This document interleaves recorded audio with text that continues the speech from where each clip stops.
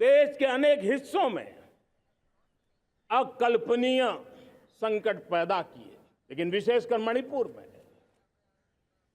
जो हिंसा का दौर चला, कई लोगों को अपना जीवन खोना पड़ा, मां बेटियों के सम्मान के साथ खिलवाड़ हुआ। लेकिन कुछ दिनों से लगातार शांति की खबरें आ रही हैं। आने वाले 5 साल में देश पहले 3 वैश्विक इकोनॉमी में अपना जगह ले लेगा। आज मेरे देश के लोकतंत्र में एक ऐसी विकृति आई है जो कभी भारत के लोकतंत्र को मजबूती नहीं दे सकती, और वो क्या है बीमारी? परिवारवादी पार्टियां।